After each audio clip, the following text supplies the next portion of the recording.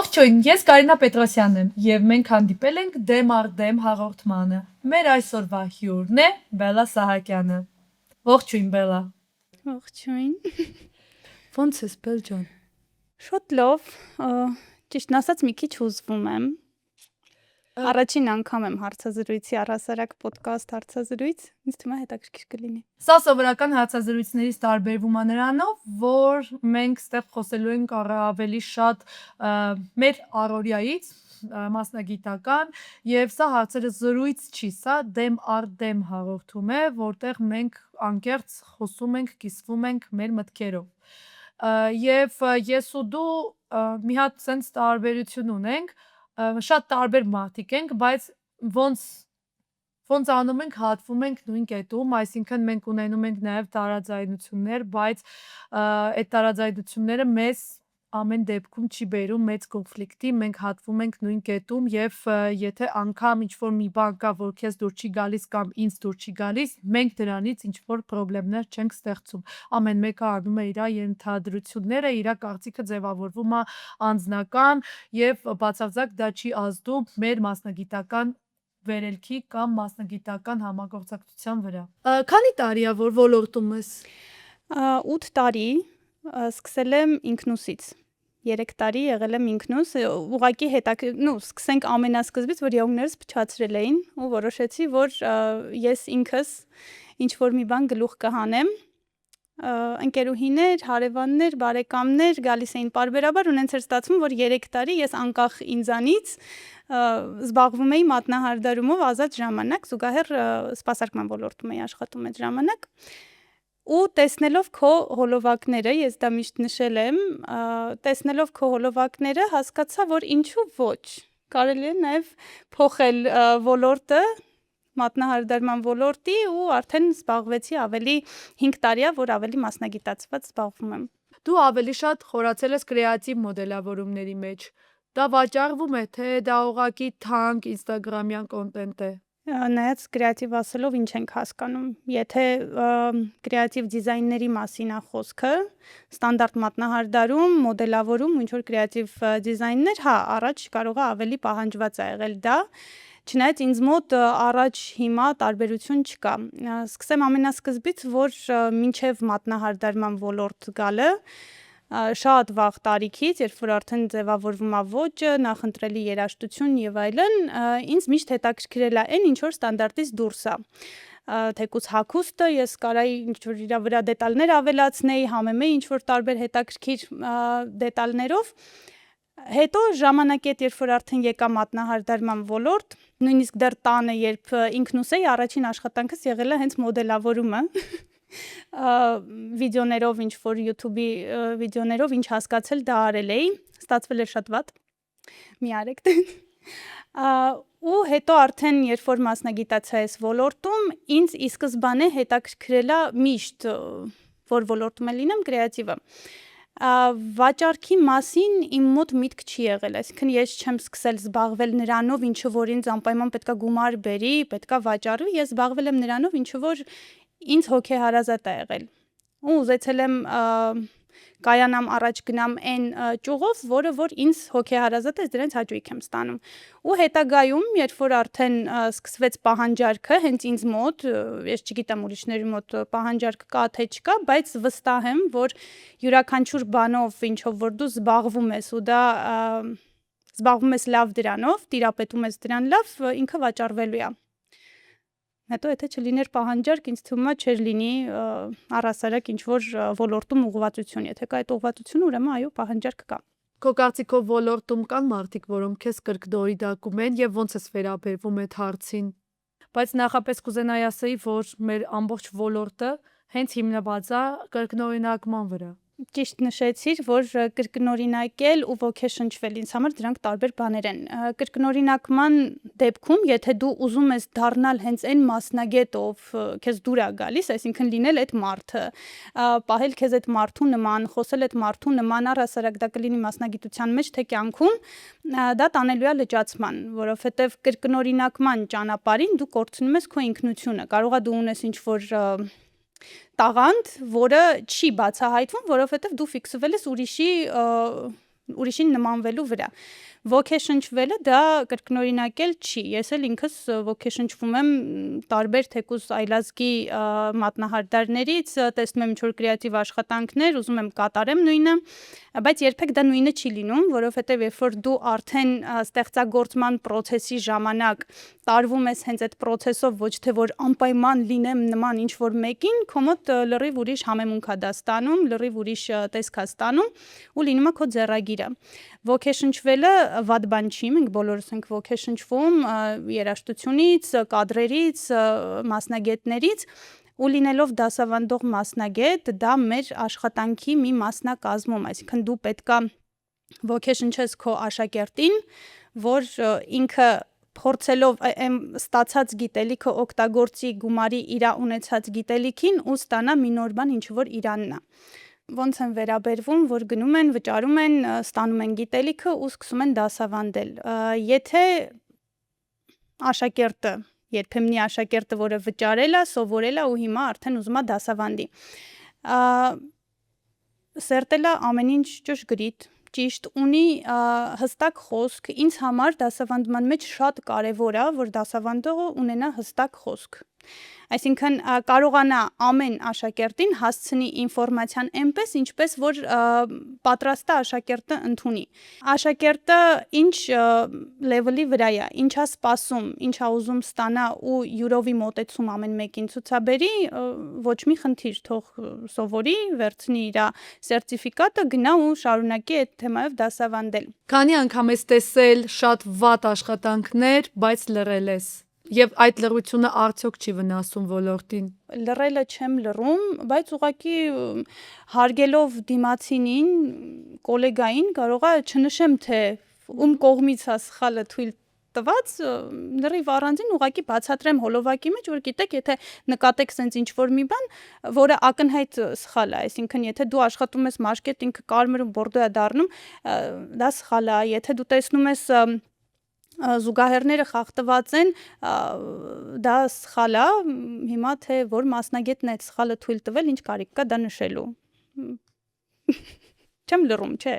Խոսում եմ, բայց խոսում եմ ոչ թե ինչ-որ մեկին ցավացնելու կամ իրան ինչ-որ կպնելու համար, այլ խոսում եմ նրա համար, որ այն աղջիկները, ովքեր պատրաստվում են մտնեն այս ոլորտ կամ արդեն ոլորտում են, մտածում են գնամ, վերապատրաստվեմ, ում ընտրեմ, ինչ անեմ կամ ունեն հաճախորդ ում մոտ, որ նկատում են նման խնդիրներ,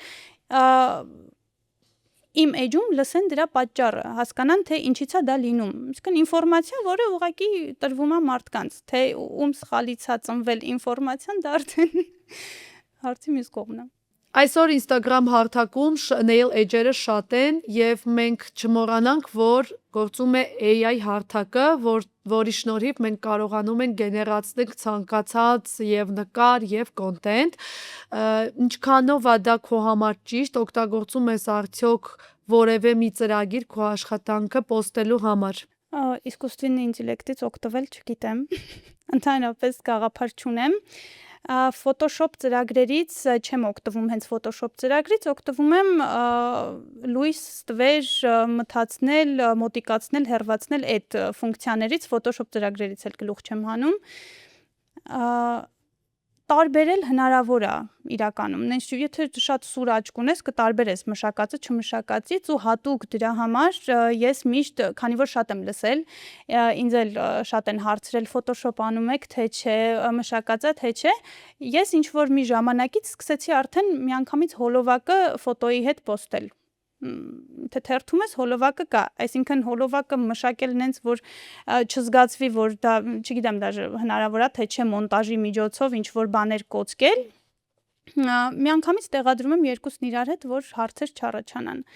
Իսկ ընթացքը աշխատանքի, այսինքն թե ոնց ստացվեց, ինչ միջոցով դա ստացվեց, էլի ռիլերի միջոցով միշտ ընթացք նկարում եմ, որ այդտեղ էլ հարց չառաջանա, ինչից ինչ ենք ստացել։ Իսկ եթե եղունգը եկել է վատ վիճակում, մաշկը եկել է վատ վիճակում, հնարավոր է իրանից ստանալ առանց Photoshop-ի Instagram-յան արդյունք։ Էդ էլ ռիլերի միջոցով էլի ցուցադրվում է։ Քանի որ ես ինքս ժամանակին սոցկայքերում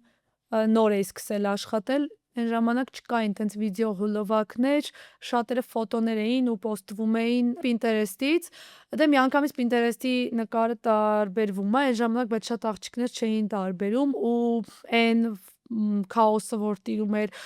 ոլորտում, որ չենք հավատում ձեր աշխատանքներն են, թե ձերը չեն, չգիտեմ, սենց կասկածանքով էին գալիս, ես սկսեցի վիդեոներ անել։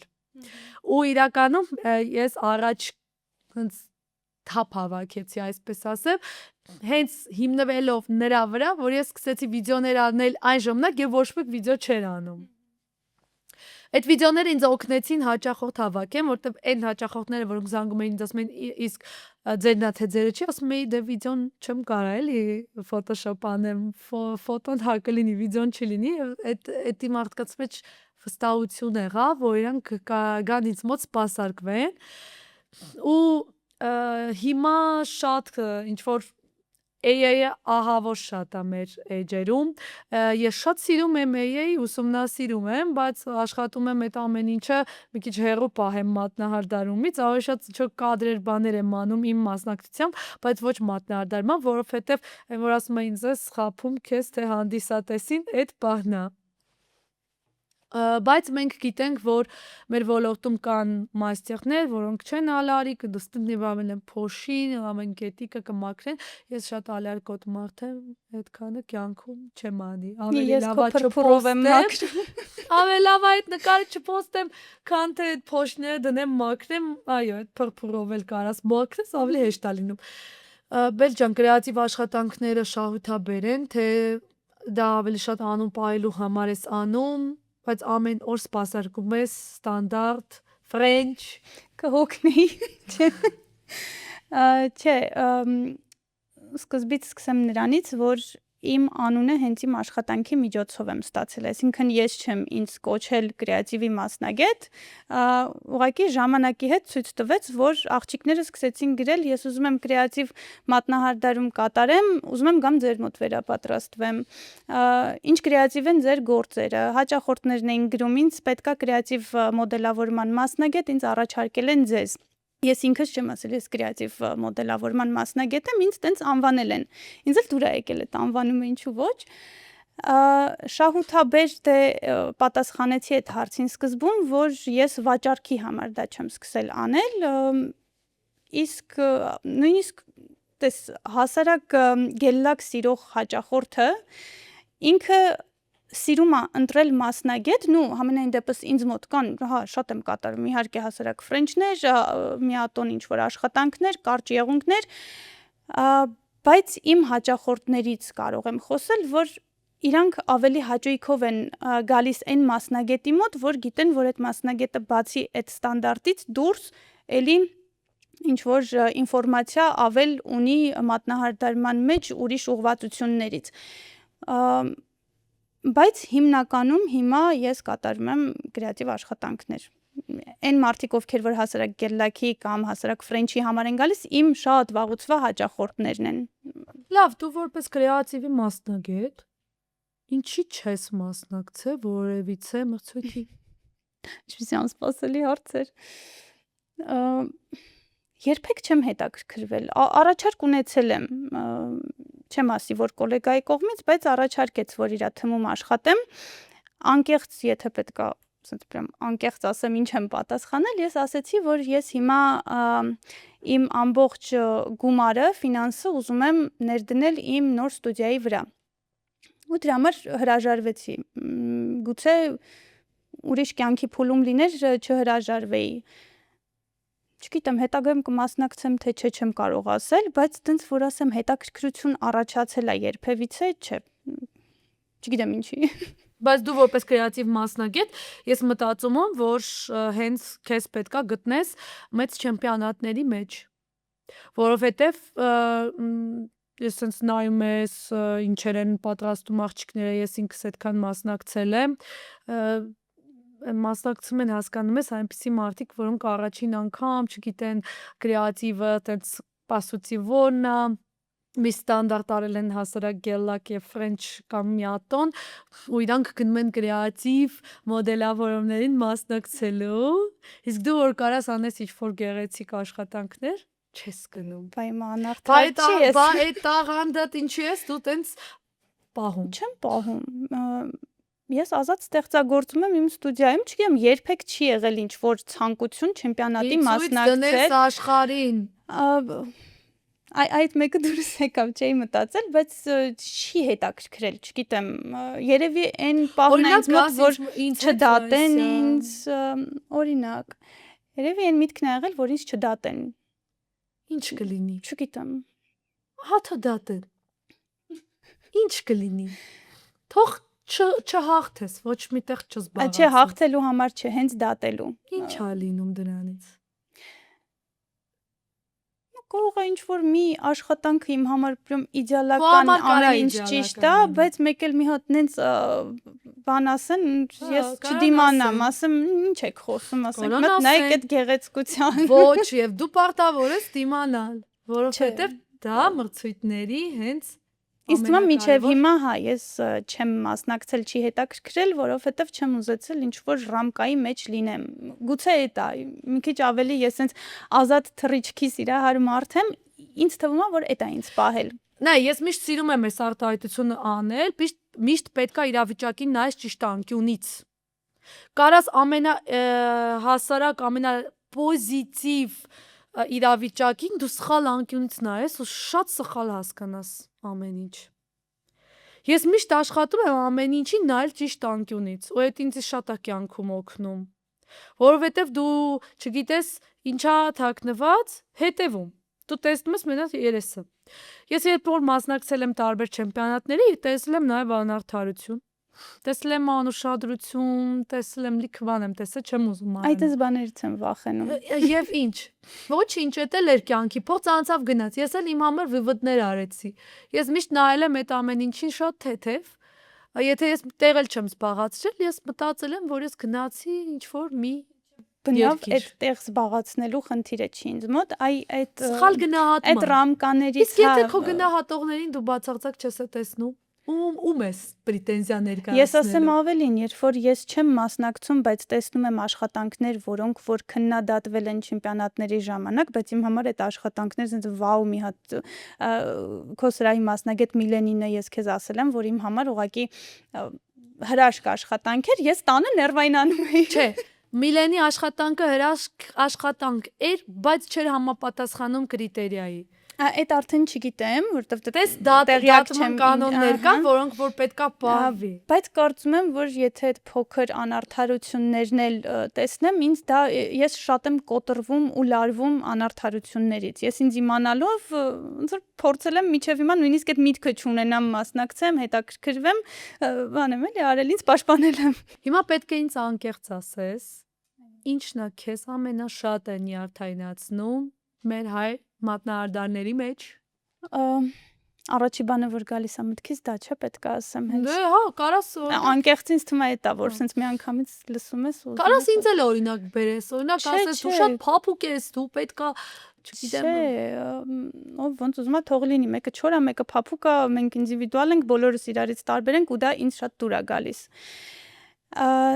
Շատ է ջղայնացնում այն փաստը, որ մեր հայ մատնահարդարները շատերը ես նկատել եմ, որ համեմատվում են օտարերկրյա մասնագետների հետ ու ընդունում են որպես բացառիկ ճշմարտություն յուրաքանչյուր խոսք մասնագիտության հետ կապված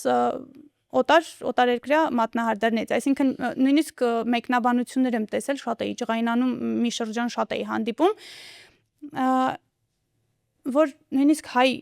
մասնագետը կարող է հայ մասնագետի հոլովակի մեկնաբանություններում գրի դե դուք շատ պետք է աճեք, որ ինչ որ օտարերկրյա մասնագետի հավասարվեք կամ հասնեք, ինչ եք դուք ձեզ այդքան թերագնահատում, կամ օտարերկրյա մասնագետը մարդ չի, ինքը չի կարա սխալ լինի, սխալ աշխատի,